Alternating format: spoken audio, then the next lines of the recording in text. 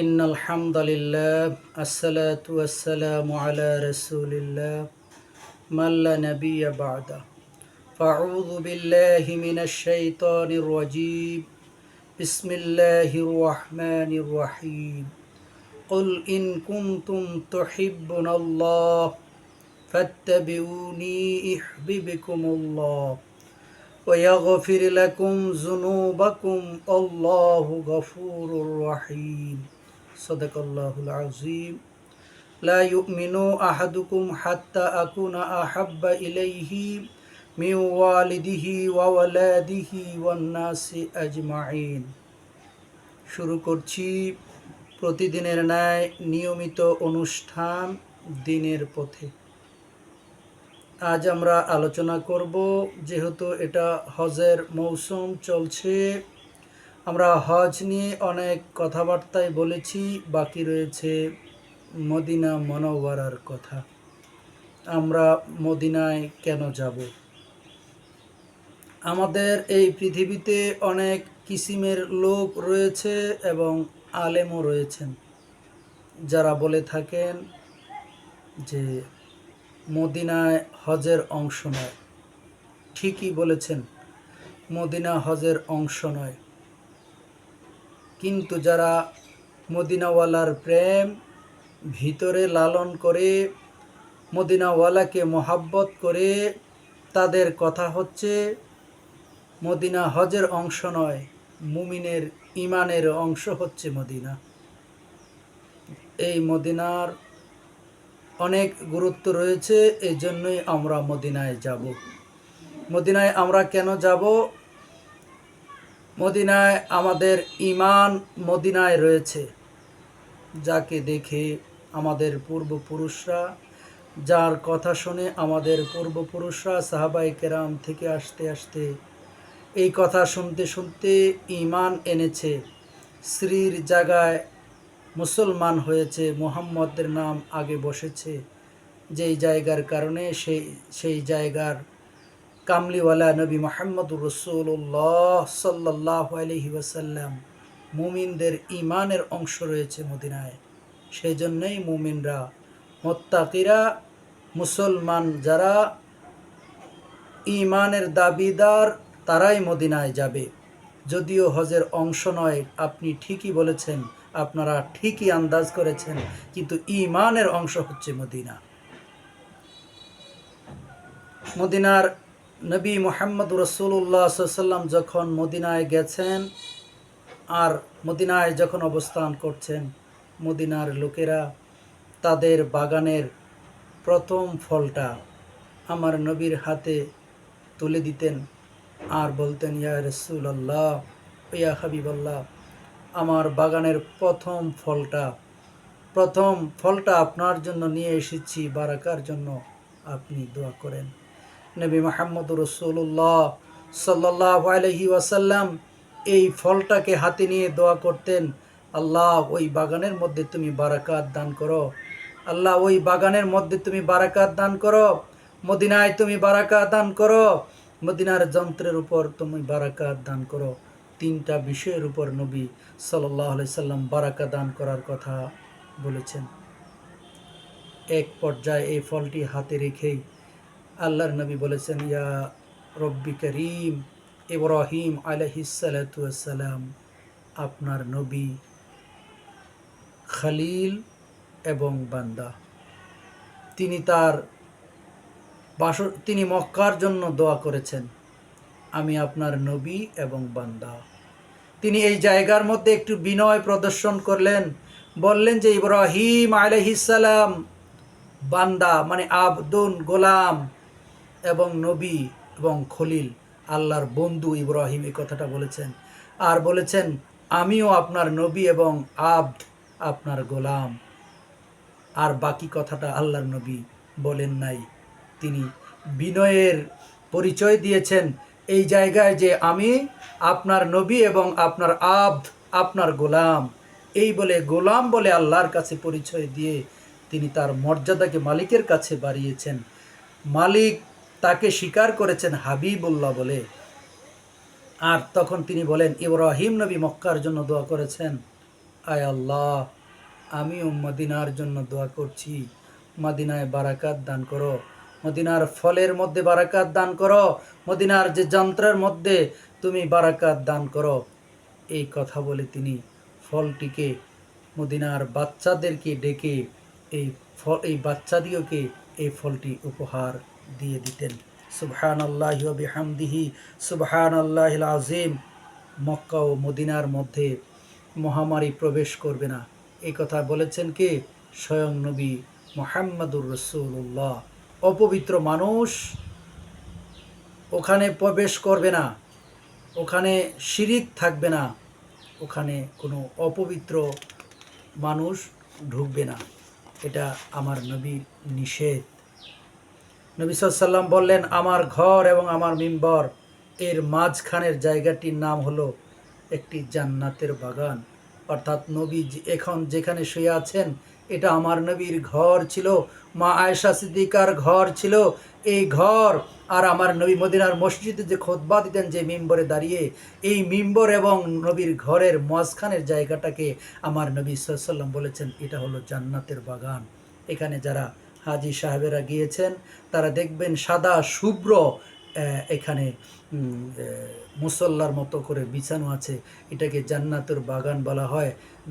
এটা হলো এটা জান্নাতের বাগান নবীর ঘোষণা। আরও নবী সাল্লাল্লাহু আলাইহি ওয়াসাল্লাম আরও বলেছেন, আমার মিম্বারের নিচে হাউজে কাউসারের কি নহর রয়েছে, এখান থেকে হাউজে কাউসার দেয়া হবে। ও ভাই, আপনি হজের অংশ না বলে মদিনায় গেলেন না, যেই নবীর হাতে হাউজে কাউসার আল্লাহ দান করেছেন, ইন্না আ'তাইনাকাল কাউসার ফাসাল্লি লিরাব্বিকা ওয়ানহার ইন্না শানিআকা হুয়াল আবতার। নিশ্চয় আমি আপনাকে কাউসার দান করেছি, এই কাউসারের মালিক তো আমার আল্লাহ, কিন্তু দান করে দিয়েছেন আমার নবীকে। নবী যাকে চাইবেন কাল কিয়ামত হাসরের ময়দানে আমার নবীর হাতে আবু বকর ওমরের মাধ্যমে তাকে হাউজে কাউসারের পানি পিলাবেন। ও ভাই, আপনি হজের অংশ না বলে মদিনায় আমার নবীর সঙ্গে দেখা করতে গেলেন না, আপনি আমার নবীর সঙ্গে কি পরিচয় দিতে পারবেন? আপনি আমার নবী বলেছে, যে ব্যক্তি জীবিত অবস্থায় আমার সঙ্গে সাক্ষাৎ করলো আর আমার দুনিয়ার থেকে চলে যাওয়ার পরে যে আমার রওজা শরীফে এসে আমাকে সালাম দিল, সে যেন জীবিত অবস্থায় আমার সঙ্গে কি করলো? সাক্ষাৎ করলো। নবী সাল্লাল্লাহু আলাইহি ওয়াসাল্লাম মক্কা এবং মদিনায়, আর বাসস্থান মদিনায়, মদিনার জন্ম মক্কায়, নবীর জন্ম মক্কায় আর নবীজির বাসস্থান মদিনায়। আমার নবী মক্কার চাইতে মদিনাকে বেশি ভালোবাসতেন। আল্লাহর নবী সাল্লাল্লাহু আলাইহি ওয়াসাল্লাম কোথাও যদি যাইতেন, ওখানকার কাজ শেষ করে তাড়াতাড়ি কখন তিনি মদিনায় চলে আসবেন, মদিনায় এসে একটি দীর্ঘ শ্বাস ফেলতেন এবং শুকরিয়া তান, তার মোহব্বতের জায়গায়, ভালোবাসার জায়গায় যে আসতে পেরেছেন, শুকরিয়া তান 2 রাকাত নামাজ পড়তেন। এ থেকে বোঝা যায় আমার নবী সাল্লাল্লাহু আলাইহি ওয়াসাল্লাম কত ভালোবাসতেন মদিনাকে। আমার নবীর ভালোবাসার জায়গা হচ্ছে মদিনা, আমার আল্লাহর ভালোবাসার জায়গা হচ্ছে মদিনা।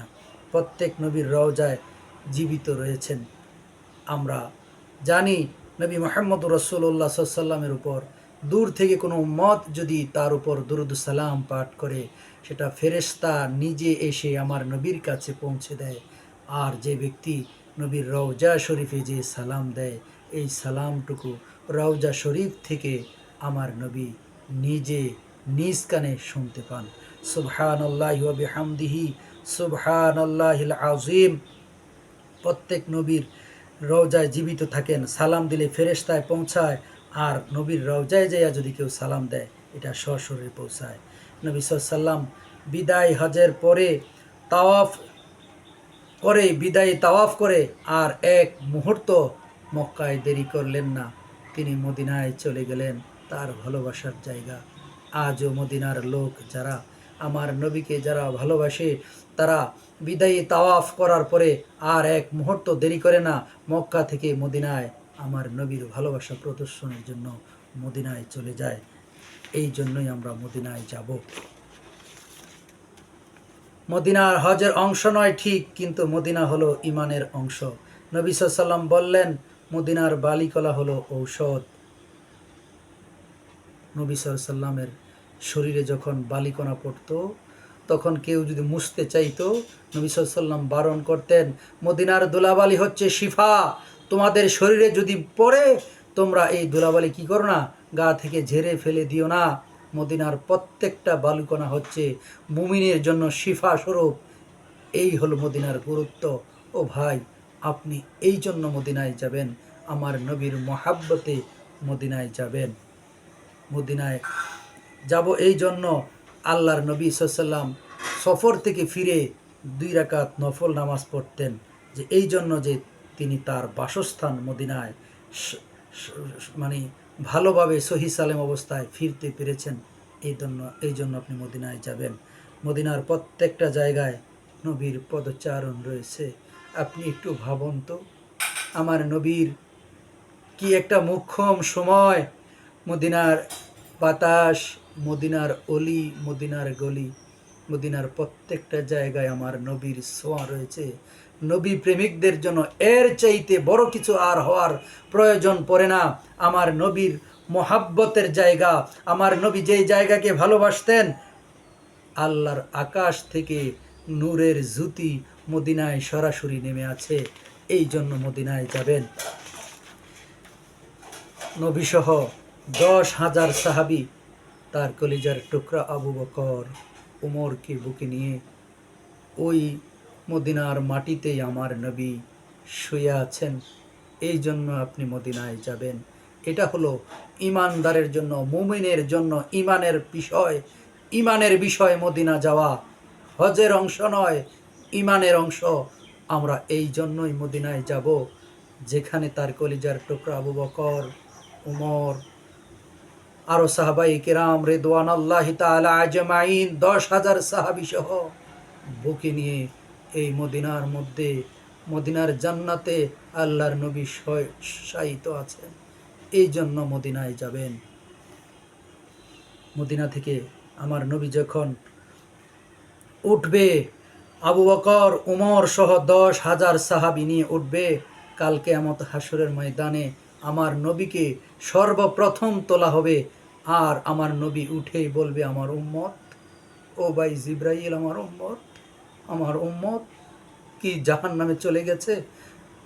জিব্রাইল বলবে, ইয়া রাসূলুল্লাহ, আপনি ব্যতিব্যস্ত হবেন না, এই তো সবে মাত্র সর্বপ্রথম আল্লাহ আপনাকে তোলার আদেশ দিয়েছেন, আপনি সর্বপ্রথম উঠেছেন, আপনার কোনো উম্মত উঠে নাই। আপনি আপনার উম্মতের চিন্তায় বেকার। আপনি সামনে চলুন, আপনার পিছনে চলবে আবু বকর, আপনার পিছনে চলবে উমর, তার পিছনে 10,000 সাহাবী ওখান থেকে উঠে হাসরের ময়দানে যাবে। আপনার সঙ্গে আপনি থাকবেন, তাদের নেতৃত্ব দেওয়ার জায়গায় সামনে থাকবেন। আপনার পিছনে 10,000 সাহাবী সহ আপনার কলিজার টুকরা উমর থাকবে, আবু বকর থাকবে, আর কেউ উঠে নাই। এই জায়গা থেকে হাসরের ময়দানে যাবেন। এই জন্য ইমানদারেরা মদিনায় যাবে।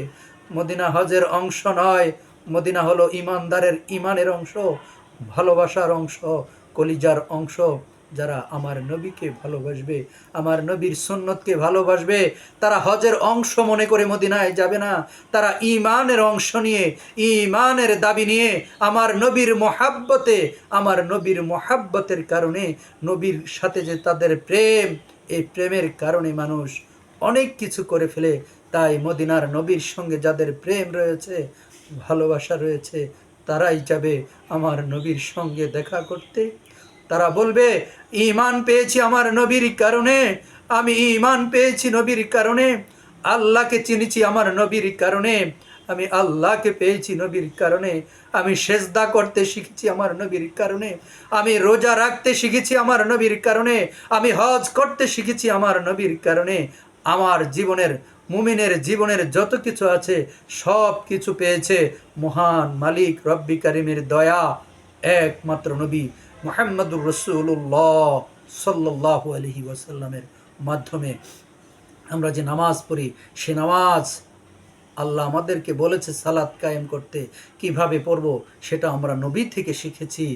আমরা 1 মাস সিয়াম সাধন পালন করার কথা বলা হয়েছে, কিভাবে করব তা শিখেছি আমরা নবীর কাছে। উজু করার কথা বলা হয়েছে কোরআনে, আমরা কিভাবে উজু করব তা আমরা শিখেছি আমার নবীর মাধ্যমে আল্লাহকে ভালোবাসতে হবে, আল্লাহকে মানতে হবে, আল্লাহকে সিজদা করতে হবে। আল্লাহ যে আল্লাহ তা আমরা চিনেছি আমার নবীর মাধ্যমে। এই জন্যই ইমানদারেরা হজের অংশ মনে করে মদিনায় যাবে না, ইমানদারেরা যাবে তাদের ইমানের অংশ মনে করে মদিনায়। আল্লাহ তাআলা মদিনার নবীর মোহাব্বত প্রেম আমাদের অন্তরে সদা সর্বদা জাগ্রত করে দিক, এই প্রত্যাশা মহান মালিকের কাছে রেখে নবী মুহাম্মদুর রাসূলুল্লাহ সাল্লাল্লাহু আলাইহি সাল্লাম একবার মদিনায় বক্তৃতা করছেন। এমন সবাই একজন সাহাবী দৃষ্টি দিয়ে তাকিয়ে আছে। আমার নবী জিজ্ঞেস করে, হে আমার সাহাবী, তুমি আমার দিকে এইভাবে তাকিয়ে আছো কেন? আমার ওমর, আমার আবু বকর ছাড়া আমার দিকে এইভাবে কেউ আমার চোখে চোখে চোখ রাখিয়ে তাকিয়ে থাকতে পারে না, তুমি আমার দিকে তাকিয়ে আছো কেন? ওই সাহাবী বলে, ইয়া রাসূলুল্লাহ, ও ইয়া হাবিবাল্লাহ, জানি না আমার কেন যেন মনে হচ্ছে হয় আমি না হয় আপনি চলে যাবেন, তাই আপনাকে হৃদয় ভরে দেখে নেই, যদি আপনাকে হারিয়ে ফেলি। আর নবী আপনার কাছে একটা কথা জিজ্ঞেস করব। নবী বললেন, হ্যাঁ আমার সাহাবী, বলো কি বলতে চাও? নবী গো, আপনি তো থাকবেন জান্নাতের উচ্চ মাকামে, আমি যদি নিম্ন স্তরের জান্নাত পাই তাহলে তো আমি আপনার কাছ থেকে বিচ্ছিন্ন হয়ে গেলাম, আমি আপনাকে না দেখে থাকতে পারবো না গো নবী।